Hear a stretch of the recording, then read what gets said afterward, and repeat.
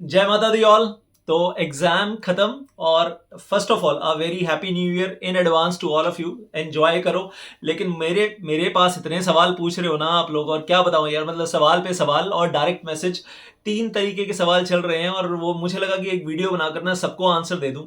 और कई लोगों ने पूछा है, कईयों के दिमाग में होगा, पूछा नहीं है, तो क्लैरिटी 100% सबको होनी चाहिए। एक सवाल पूछा गया बार बार, सर जून 24 एग्जीक्यूटिव प्रोग्राम का सर आखिरी अटेम्प्ट है या आगे एक्सटेंड होने का चांस है? तो जो पास्ट में हुआ उसके बेस पे आपको एग्जैक्ट बताने जा रहा हूं कि क्या होने के चांस है और क्या होने के चांस नहीं है। ध्यान से सुनना। Number two, sir switch over ले लें, वॉलेंटरी स्विच ओवर, इसके बारे में भी बात करूंगा बहुत डिटेल में। वॉलेंटरी स्विच ओवर ले लें या नहीं लें अभी सर, अगर आगे आगे चेंज होना ही है तो करें नहीं करें, बहुत डिटेल में बात करूंगा। नंबर थ्री, सर एग्जाम में जो मतलब लैंग्वेज है वो कैसे रिप्रेजेंट होनी चाहिए और किस लैंग्वेज में किस तरीके से काम करना है। राइटिंग प्रैक्टिस, राइटिंग प्रैक्टिस के ऊपर बहुत पूछा गया, सर राइटिंग प्रैक्टिस कैसे करें और जून 2024 में वो वीकनेसेस ना रहें जो दिसंबर 2023 में थी। सर डर बहुत लगता है, भूल जाता है, कॉन्फिडेंस लेवल सर कैसे बढ़ाएं और भूले ना कैसे करें, बहुत कुछ बताने वाला हूं। कुछ इस सेशन में बताऊंगा, कुछ आने वाले सेशंस में। सारे सेशंस देखने हैं आपको, ताकि आपको फायदा होना चाहिए फॉर नेक्स्ट जून 2024 एग्जाम। खुद भी देखो, अपने दोस्तों के साथ भी शेयर करो। अब शुरू करते हैं। सबसे पहला most important question right now, sir June 24 के आगे दिसंबर 24 जाएगा? तो सुनो जरा ध्यान से। अभी तो ये हम बोल रहे हैं 2022 न्यू सिलेबस है। जब 2018 में न्यू सिलेबस आया था तो उससे पहले, या 2017 में न्यू सिलेबस आया था तो उससे पहले 2012 वाला सिलेबस होता था जो 2017 2018 में खत्म होना था। उसके मालूम है एग्जाम कब तक गए थे? दिसंबर 2021 तक चले थे उसके एग्जाम। एग्जीक्यूटिव प्रोग्राम, हाँ जी, एग्जीक्यूटिव प्रोग्राम के जो एग्जाम्स थे they went on up to December 2021। June 22 में नहीं हुआ, बस दिसंबर 22 में नहीं हुआ, दो अटेम्प्ट नहीं हुआ।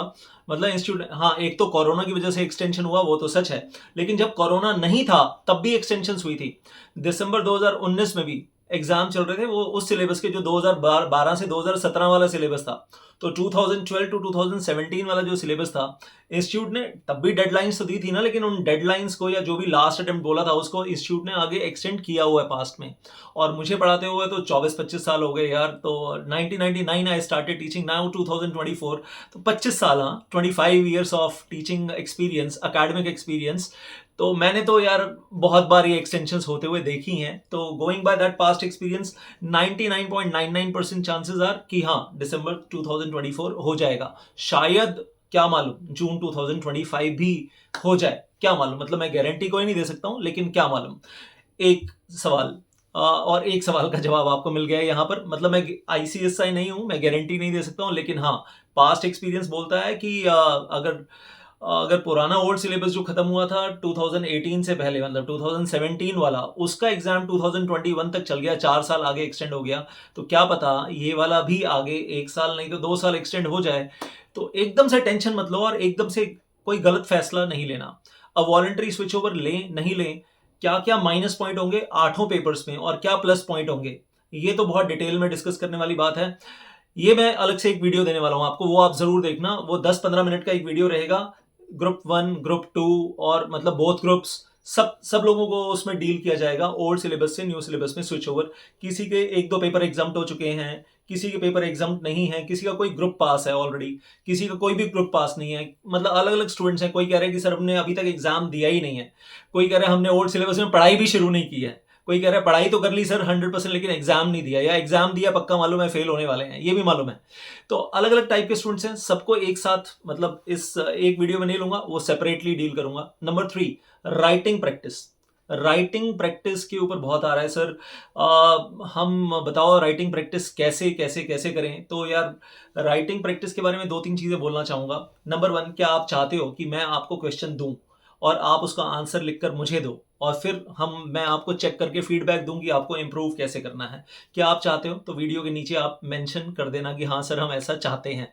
तो we can get associated with each other regarding writing practice. क्या आप मेरे साथ कुछ राइटिंग प्रैक्टिस सेशन चाहते हो? क्या आप चाहते हो कि कुछ राइटिंग प्रैक्टिस सेशन में करवा दूं आपको, ताकि आपकी राइटिंग इंप्रूव हो जाए? सर स्कूल से निकल कर आए हैं और अभी तो बहुत बढ़िया से आता नहीं है, और लीगल लैंग्वेज लिखनी है, notwithstanding anything contained in this act, subject to the other provision या without prejudice to the other provision, इस तरीके की लैंग्वेज को अपने आंसर्स में इंकॉर्पोरेट कैसे करना है, कहाँ कैसे इसको यूज़ करना है। सर वेल, राइटिंग प्रैक्टिस तो मतलब बहुत सारे बच्चों की रिक्वायरमेंट है। और अभी मैंने पीछे एक पोल करवाया तो उसमें 85% बच्चों ने कहा हमारी या तो राइटिंग प्रैक्टिस एवरेज है, बिलो एवरेज है, या फिर उन्होंने बोला कि हमने कभी एग्जाम से पहले कभी कुछ लिखा ही नहीं था। ऑलमोस्ट 45% स्टूडेंट्स ने कहा, 45% स्टूडेंट्स ने तो ये कहा कि सर सीधा एग्जाम में जाकर ही लिखा हमने पहली बार, और हम जब सीएस की पढ़ाई कर रहे थे एग्जीक्यूटिव प्रोग्राम की, कभी हमने कुछ लिखकर प्रैक्टिस किया ही नहीं। 45% स्टूडेंट्स ने ये बोला मुझे।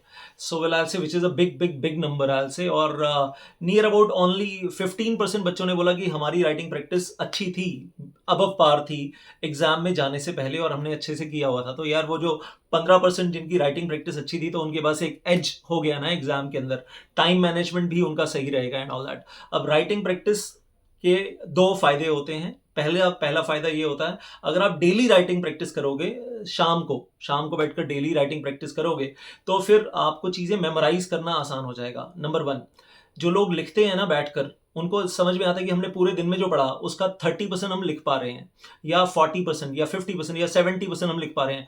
100% तो कोई नहीं लिख पाएगा, ये तो श्योर शॉट है, शुरू में तो बिल्कुल नहीं लिख पाएगा। जो पूरे दिन भर में बैठकर पढ़ा है उसके पॉइंट भी अगर लिखेंगे ना सिर्फ पॉइंटर वाइज फॉर्म में, तो भी 30% 70% के बीच का रहेगा मामला, कुछ लोअर साइड पे 30%, हायर साइड पे 70%। 80 90 100% तो मैं बहुत उम्मीद नहीं करता हूँ कि सबको पहले दिन से ही परफेक्शन आ जाएगी।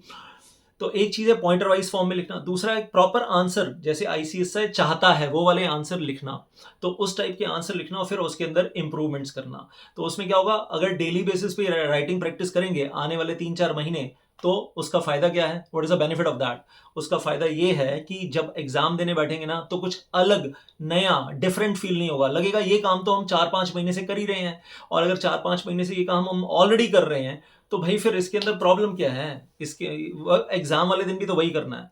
और जिस दिन जब भी आप राइटिंग प्रैक्टिस कर रहे हो ना, तो राइटिंग प्रैक्टिस के टाइम पे बिल्कुल अपने आप को एग्जामिनेशन एटमॉस्फेयर में डालकर करना है। और बिल्कुल कहीं से कोई हेल्प नहीं, कोई चीटिंग नहीं, और कोई बेड के ऊपर बैठ कर आलती पालती मारकर या लंबा लेट कर लिख रहे हैं आराम से, वो कंफर्ट वाली जोन में नहीं करना। हाँ, लकड़ी का टूटा हुआ चेयर मतलब टूटा हुआ बेंच, और मतलब बिल्कुल अपने आप को उसी तरीके के डिफिकल्ट सर्कमस्टांसेस में डाल दो।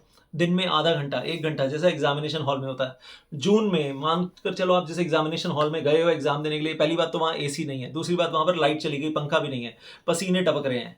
ऐसी वाली सिचुएशन में अगर आपने अपने आपको घर में डेली आधा घंटा 1 घंटा रखना शुरू कर दिया, तो आपको एग्जाम हॉल वाले दिन ना, एग्जामिनेशन वाले दिन एग्जामिनेशन हॉल में आपको कुछ अलग नहीं लगेगा। आपको लगेगा ये तो मेरी डेली प्रैक्टिस है।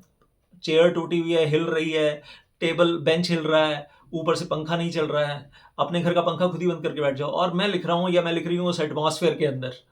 और मुझे ये 5 नंबर का क्वेश्चन 8 मिनट में खत्म करना है, मतलब खत्म करना है, 10 मिनट नहीं होने चाहिए, 11 मिनट नहीं होने चाहिए, 7 से 8 मिनट में खत्म करना है। तो अपने आप को उस प्रेशर में डालकर डेली काम करोगे, तो प्रेशर लेने की आदत हो जाएगी वो डिफिकल्ट सर्कमस्टांसेस की, और फिर एग्जाम में डिफिकल्ट नहीं लगेगा। तो मतलब एक तो आंसर लिखना है, और दूसरा डिफिकल्ट सर्कमस्टांसेस में बैठकर लिखना है, ये बड़ा इंपॉर्टेंट है। तीसरी चीज, और साथ में लीगल लैंग्वेज तो डेवलप करनी है यार, कीवर्ड्स, पैराग्राफ वाइज फॉर्म में कैसे आंसर फ्रेम करना है, वो सब कुछ सीखना है। अब एक आपसे एक सवाल पूछता हूँ छोटा सा, इसका जवाब जरूर देना मुझे वीडियो के नीचे, बाकी मैं बहुत सारी चीजें और बताऊंगा।